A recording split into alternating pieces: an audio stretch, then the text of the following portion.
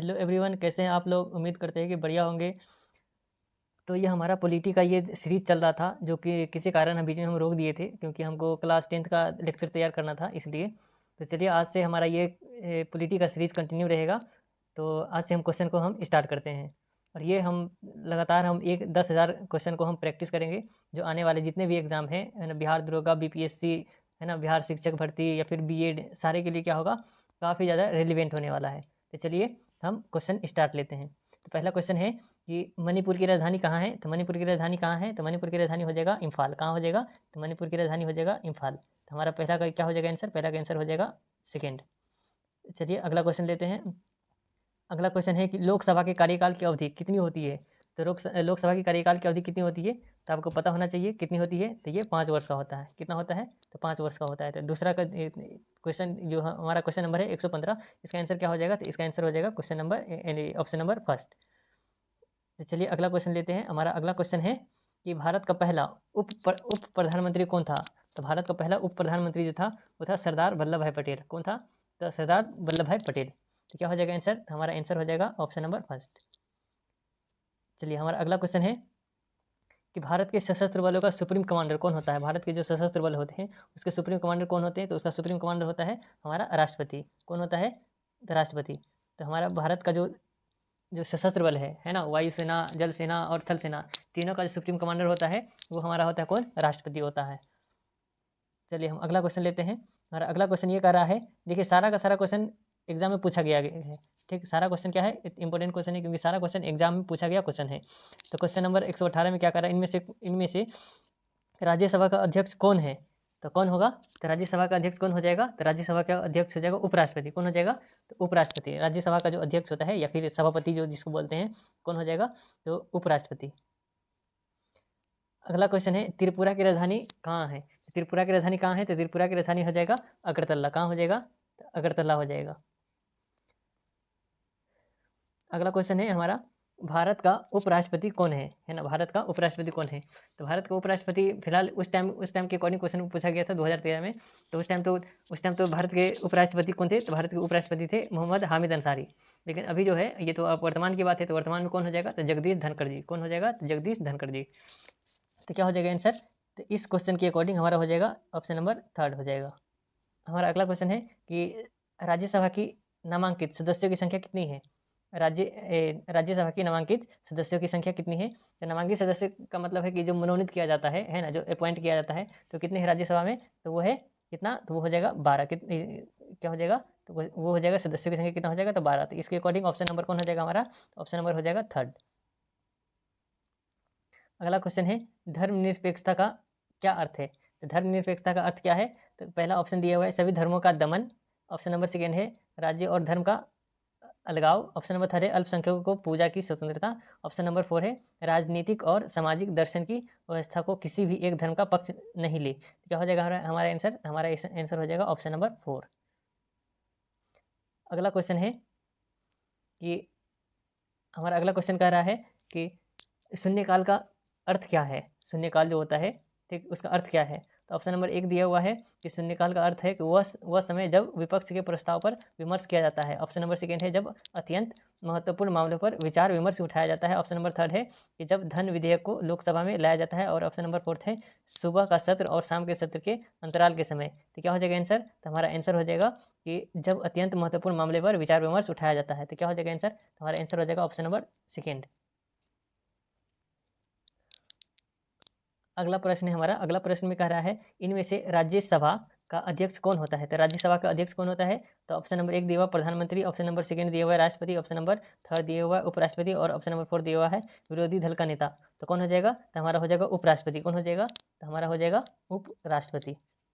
ठीक, अध्यक्ष भी होता है, उसी को अध्यक्ष भी बोलते हैं, उसी को सभापति भी बोलते हैं। ठीक, चलिए अगला प्रश्न है हमारा, अगला प्रश्न कर रहा है भारत के संसद में कौन से अंग होते हैं?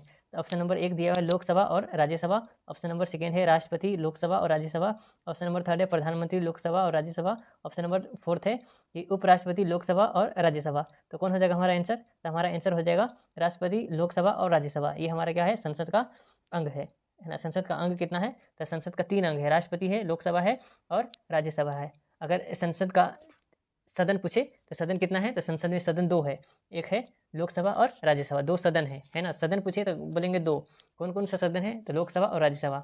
लेकिन अंग पूछे तो अंग में हो जाएगा 3 है, राष्ट्रपति, लोकसभा और राज्यसभा। तो चलिए अगला प्रश्न देखते हैं। हमारा अगला प्रश्न दिया हुआ है कि संविधान के प्रारूप समिति के अध्यक्ष कौन थे? तो ऑप्शन नंबर 1 है Pandit Jawaharlal Nehru, option number second है सरदार वल्लभ भाई पटेल और ऑप्शन नंबर थर्ड है ऑप्शन नंबर थर्ड है doctor Bhimrao Ambedkar, option number fourth है मोहम्मद अली जिन्ना। तो कौन हो जाएगा, तो डॉक्टर भीमराव अंबेडकर। कौन हो जाएगा, तो हमारा आंसर हो जाएगा option number third, doctor Bhimrao Ambedkar.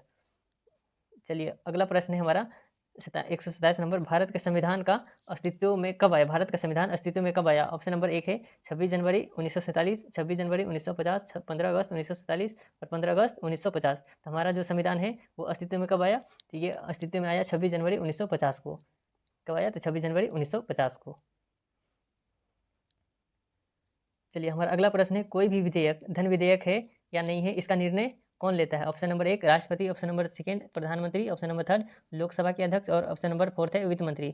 तो कोई भी धन जो है धन विधेयक है या नहीं है, इसका इसका निर्णय कौन लेता है? इसका निर्णय लेते हैं लोकसभा के अध्यक्ष। कौन लेता है, तो लोकसभा के अध्यक्ष। कौन लेता है, तो लेगा लोकसभा के अध्यक्ष। तो अभी कौन है लोकसभा के अध्यक्ष? ये है ओम बिरला जी। कौन है, तो ओम बिरला जी। चलिए अगला अगला प्रश्न है हमारा पंचायती राज। पंचायती राज ऑप्शन नंबर 1 3 स्तरीय व्यवस्था है, ऑप्शन नंबर सेकंड 2 स्तरीय व्यवस्था है, ऑप्शन नंबर थर्ड 4 स्तरीय व्यवस्था है और ऑप्शन नंबर फोर्थ में क्या है, इनमें से कोई नहीं। तो जो पंचायती राज है वो कितने स्तरीय व्यवस्था है, तो वो है 3 स्तरीय व्यवस्था। कौन है, 3 स्तरीय व्यवस्था। 3 स्तरीय में कौन कौन आ जाएगा, तो ग्राम पंचायत है ना, ब्लॉक लेवल ब्लॉक पंचायत और जिला पंचायत। चलिए अगला प्रश्न लेते हैं हम। अगला प्रश्न में कह रहा है भारतीय संविधान कब लागू हुआ? भारतीय संविधान कब लागू किया गया? ऑप्शन नंबर 1 है 26 नवंबर 1949, ऑप्शन नंबर सेकंड है 24 जनवरी 1950, ऑप्शन नंबर थर्ड है कि 26 नवंबर 1950 और ऑप्शन नंबर फोर्थ है 26 जनवरी 1950। तो हमारा जो संविधान है वो कब लागू हुआ? तो हमारा संविधान लागू हुआ 26 जनवरी 1950 को। कब लागू हुआ? तो ये लागू हुआ था 26 जनवरी 1950 को। तो क्या हो जाएगा आंसर? आंसर हो जाएगा ऑप्शन नंबर फोर्थ। चलिए अगला प्रश्न है हमारा। अगला प्रश्न में कह रहा है भारत ने अपना संविधान कब स्वीकार किया? भारत ने अपना संविधान कब स्वीकार किया? ऑप्शन नंबर 1 है 1947, ऑप्शन नंबर सेकंड है 1950, ऑप्शन नंबर थर्ड है 1941 और ऑप्शन नंबर फोर्थ है कब? 1965। तो हमारा जो संविधान है उसको भारत ने कब स्वीकार किया था? ये स्वीकार किया था 1950 में। कब स्वीकार किया था? तो 1950 में। तो क्या हो जाएगा आंसर? तो हमारा आंसर हो जाएगा ऑप्शन नंबर सेकेंड। चलिए अगला प्रश्न लेते हैं। अगला प्रश्न कह रहा है कि भारतीय संविधान की आत्मा किसे कहा जाता है? तो ऑप्शन नंबर 1 है प्रस्तावना, ऑप्शन नंबर सेकंड है निदेशक सिद्धांत को, ऑप्शन नंबर थर्ड है मौलिक अधिकारों को और ऑप्शन नंबर फोर्थ है इनमें से कोई नहीं। तो संविधान का जो आत्मा है, संविधान का आत्मा जो है उसको बोला जाता है प्रस्तावना को। क्या बोला जाता है, किसको बोला जाता है? तो संविधान का आत्मा जो है प्रस्तावना को बोला जाता है। लेकिन अगर किसी पर्सन के नाम बोले है ना, बाबा साहेब भीमराव अम्बेडकर को, जो उनके द्वारा जो कहा गया था संविधान का आत्मा किसे कहा जाता है, तो उनके द्वारा संविधान का आत्मा कहा गया था आर्टिकल 32 को, है ना। किसको? आर्टिकल 32 को। तो क्या हो जाएगा हमारा आंसर? तो इसके अकॉर्डिंग हमारा आंसर हो जाएगा ऑप्शन नंबर फर्स्ट। चलिए हमारा अगला प्रश्न है कि भारत एक है। ऑप्शन नंबर 1 है धर्मनिरपेक्ष राष्ट्र है, ऑप्शन नंबर सेकंड है हिंदू राष्ट्र है, ऑप्शन नंबर थर्ड है हिंदू मुस्लिम राष्ट्र है और ऑप्शन नंबर फोर्थ है इनमें से कोई नहीं। तो कौन हो जाएगा आंसर? तो हमारा आंसर हो जाएगा इनमें से ऑप्शन नंबर फर्स्ट, है ना। हमारा भारत कैसा है? तो भारत है एक धर्मनिरपेक्ष राष्ट्र है। कैसा है? धर्मनिरपेक्ष राष्ट्र है। चलिए अगला प्रश्न लेते हैं। अगला प्रश्न में क्या क्या क्या कहा गया है? भारतीय लोकसभा को कुल कितने सदस्य होते हैं? भारतीय लोकसभा में कुल कितने सदस्य होते हैं? तो ऑप्शन नंबर 1 है 240, ऑप्शन नंबर सेकंड है 230, ऑप्शन नंबर थर्ड है 540 और ऑप्शन नंबर 4 है 450। तो क्या हो जाएगा? 540, है ना। 540 नहीं है इस क्वेश्चन के अकॉर्डिंग 540 है, लेकिन क्या है कि 545 है। मैक्सिमम है 550, लेकिन अभी जो है प्रेजेंट में जो है वो कितना है? तो 545। लेकिन इसके अकॉर्डिंग क्या हो जाएगा? इसके अकॉर्डिंग तो हो जाएगा हमारा 540।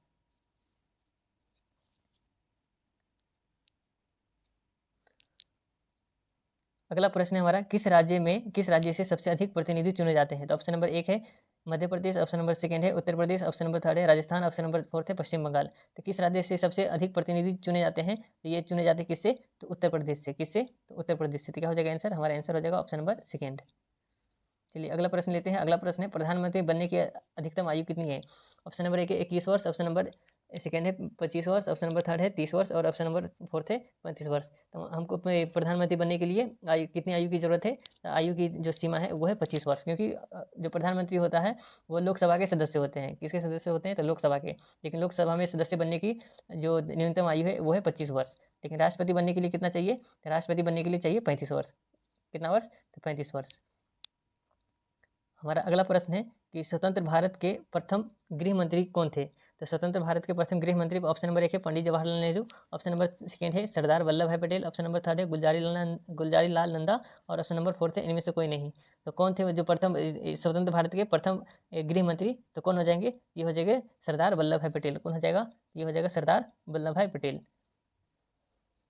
चलिए अगला प्रश्न है, केंद्र सरकार के व्यय को नियंत्रित करने की व्यक्ति किसके पास है ना, शक्ति किसके पास है? केंद्र सरकार के व्यय को नियंत्रित करने की शक्ति किसके पास है? तो ऑप्शन नंबर 1 है संसद के पास, ऑप्शन नंबर सेकेंड है राष्ट्रपति के पास, ऑप्शन नंबर थर्ड है प्रधानमंत्री के पास और ऑप्शन नंबर फोर्थ है नियंत्रक एवं महालेखा परीक्षक। तो किसके पास हो जाएगा? तो वो हो जाएगा नियंत्रक एवं महालेखा परीक्षक। किसके पास? तो नियंत्रक एवं महालेखा परीक्षक। जो कैग होता है, कंप्ट्रोलर एंड ऑडिटर जनरल, है ना, वही क्या करता है? सारे व्यय को लेखा जोखा करता है। चलिए अगला प्रश्न है हमारा, संविधान की व्याख्या करने का अधिकार किसके पास है? तो ऑप्शन नंबर 1 है संसद के पास, ऑप्शन नंबर सेकेंड है न्यायपालिका के पास और ऑप्शन नंबर थर्ड है केंद्र मंत्री के पास, ऑप्शन नंबर थर्ड है इनमें से कोई नहीं। तो किसके पास हो जाएगा? तो ये हो जाएगा संसद के पास। किसके पास? ये किसके पास हो जाएगा? तो हो जाएगा संसद के पास।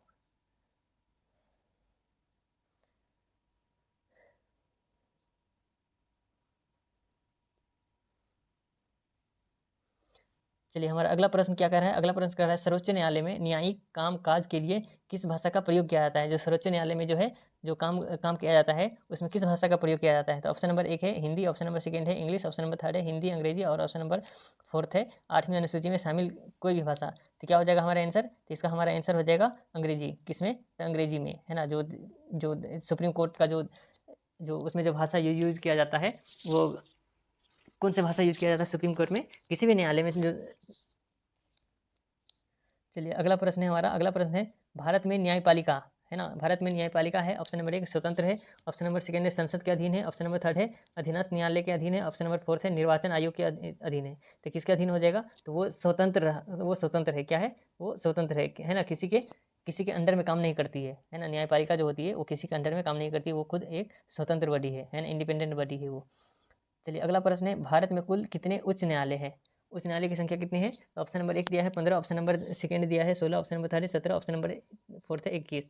तो ये 2013 का क्वेश्चन है। तो 2013 के अकॉर्डिंग उस समय 21 था, लेकिन अब जो है कितना है उच्च न्यायालय की संख्या? तो अब उच्च न्यायालय की संख्या हो गया है 25। कितना है? तो 25 है। तो उस टाइम के अकॉर्डिंग जो क्वेश्चन का आंसर हो जाएगा ये हो जाएगा, लेकिन क्या है अभी प्रेजेंट में उस न्यायालय की संख्या कितनी है? तो वो है 25। कितना है? 25, याद रखिए। चलिए अगला प्रश्न है हमारा कि भारत के प्रधानमंत्री अपना त्यागपत्र किसे सौंपता है? जो प्रधानमंत्री है वो अपना त्यागपत्र किसे सौंपता है? तो ऑप्शन नंबर 1 है राष्ट्रपति, ऑप्शन नंबर सेकेंड है गृह मंत्री, ऑप्शन नंबर थर्ड है सर्वोच्च न्यायालय के मुख्य न्यायाधीश और ऑप्शन नंबर फोर्थ है किसी को नहीं। तो जो प्रधानमंत्री होता है अपना त्यागपत्र किसे सौंपता है? तो वो सौंपता है राष्ट्रपति को। किसको देता है? तो वो राष्ट्रपति को देगा। और उपराष्ट्रपति जो है वो भी किसको देगा? तो वो भी राष्ट्रपति को देगा। और राष्ट्रपति जो है अपने त्यागपत्र किसको सौंपेगा? तो वो देगा उपराष्ट्रपति को। किसको? उपराष्ट्रपति को। ये सारे क्वेश्चन को आप ध्यान में रखेंगे। अगला प्रश्न है राज्यपाल राज्य में किसका प्रतिनिधि होता है? राज्यपाल राज्य में किसका प्रतिनिधि होता है? ऑप्शन नंबर 1 है केंद्र सरकार का, ऑप्शन नंबर सेकेंड है राष्ट्रपति का, ऑप्शन नंबर थर्ड है प्रधानमंत्री का और ऑप्शन नंबर फोर्थ है किसी का भी नहीं। तो जो राज्यपाल जो होते हैं वो किसका प्रतिनिधि होते हैं? तो वो होते हैं राष्ट्रपति का। किसका? तो वो होते हैं राष्ट्रपति का। किसका हो जाएगा आंसर? तो आंसर हो जाएगा ऑप्शन नंबर सेकेंड। चलिए हमारा अगला प्रश्न है, हमारा अगला प्रश्न कह रहा है उपराज्यपाल की नियुक्ति कौन करता है? ऑप्शन नंबर 1 है केंद्र सरकार, ऑप्शन नंबर सेकेंड है राष्ट्रपति, ऑप्शन नंबर थर्ड है प्रधानमंत्री और ऑप्शन नंबर फोर्थ है कोई नहीं। तो उपराज्यपाल जो होते हैं उपराज्यपाल की नियुक्ति कौन करता है? तो राष्ट्रपति करते हैं। कौन करते हैं? राष्ट्रपति। राज्यपाल की नियुक्ति कौन करेगा? तो उसको भी नियुक्ति कौन करता है? तो राष्ट्रपति ही करते हैं। चलिए हमारा अगला प्रश्न है, अगला प्रश्न क्या कर रहा है राज्यों के जो मुख्यमंत्री है वो ऑप्शन नंबर 1 है नियुक्त होते हैं, ऑप्शन नंबर सेकेंड है निर्वाचित होते हैं, ऑप्शन नंबर थर्ड है मनोनीत होते हैं और ऑप्शन नंबर फोर्थ है चयनित होते हैं। तो कौन हो जाएगा? तो जो मुख्यमंत्री होते हैं वो नियुक्त होते हैं। क्या होते हैं? नियुक्त किया जाता है उसको। ठीक। अगला प्रश्न है हमारा मुख्यमंत्री की नियुक्ति किसके द्वारा की जाती है? तो ऑप्शन नंबर 1 है राष्ट्रपति, ऑप्शन नंबर सेकेंड है प्रधानमंत्री, ऑप्शन नंबर थर्ड है राज्यपाल और ऑप्शन नंबर फोर्थ है कि कि विधानसभा है ना, विधानसभा। तो क्या हो जाएगा इसका आंसर? जो मुख्यमंत्री है उसकी नियुक्ति किसके द्वारा किया जाता है? तो उसकी नियुक्ति किया जाता है किसके द्वारा? तो उसकी नियुक्ति हो जाएगा राज्यपाल के द्वारा। किसके द्वारा? तो हो जाएगा राज्यपाल के द्वारा। तो ऑप्शन नंबर क्या हो जाएगा इसका आंसर? ऑप्शन नंबर थर्ड हो जाएगा। चलिए हमारा अगला प्रश्न है कि भारत के प्रथम प्रधानमंत्री कौन थे? भारत के प्रथम प्रधानमंत्री कौन थे? तो ऑप्शन नंबर 1 है अटल बिहारी वाजपेयी, ऑप्शन नंबर 2 है पंडित जवाहरलाल नेहरू, ऑप्शन नंबर 3 है इंद्र कुमार गुजराल और ऑप्शन नंबर 4 है श्री चंद्रशेखर। तो कौन हो जाएगा आंसर? तो हमारा आंसर हो जाएगा ऑप्शन नंबर 2 पंडित जवाहरलाल नेहरू। ये जो भारत के प्रथम प्रधानमंत्री थे। अगला प्रश्न है सूचना का अधिकार अधिनियम कब पारित किया गया? ऑप्शन नंबर 1 है 2009, ऑप्शन नंबर सेकेंड है 2005, ऑप्शन नंबर थर्ड है 2002 और ऑप्शन नंबर फोर्थ है 2007। तो कब पारित किया गया? ये पारित किया 2005 में। कब पारित किया गया? ये पारित किया गया 2005 में। चलिए अगला प्रश्न है, अगला प्रश्न दिया गया है कि इनमें से कौन भारत के संसद का अंग नहीं है? Option number 1 Lok Sabha, option number second Rajya Sabha, option number third उच्च न्यायालय और ऑप्शन नंबर फोर्थ क्या है? राष्ट्रपति। तो भारत के संसद के अंग कौन नहीं है? तो संसद के अंग हो जाएगा उच्च न्यायालय, संसद का अंग नहीं है। संसद का अंग कौन कौन है? तो लोकसभा, राज्यसभा और राष्ट्रपति। इससे पहले वाले क्वेश्चन में भी हम बताए हैं। तो कौन हो जाएगा? इसमें से उच्च न्यायालय जो है वो संसद का अंग नहीं है, वो एक क्या है? इंडिपेंडेंट बॉडी है वो। अगला प्रश्न है झारखंड राज्य किस वर्ष अस्तित्व में आया? झारखंड जो है वो बिहार से कब अलग हुआ था? तो ऑप्शन नंबर 1 है 2000, ऑप्शन नंबर सेकेंड है 2008, ऑप्शन नंबर थर्ड है 2002 और ऑप्शन नंबर फोर्थ है 1998। तो कब अलग हुआ बिहार से? तो ये हो जाएगा 2002 में, सॉरी 2000 में। कब अलग हुआ? तो 2000 में। चलिए अगला प्रश्न है हमारा राज्यसभा में नामांकित सदस्यों की संख्या कितनी है? तो राज्यसभा में इससे पहले भी क्वेश्चन आया था। तो राज्यसभा में जो है नामांकित सदस्यों की संख्या, नामांकित बोले तो जो मनोनीत किया जाता है, अपॉइंट किया जाता है, वो कितनी है? तो 12 है। कितनी है? 12 है। तो इसके अकॉर्डिंग क्या हो जाएगा ऑप्शन? ऑप्शन नंबर थर्ड हो जाएगा।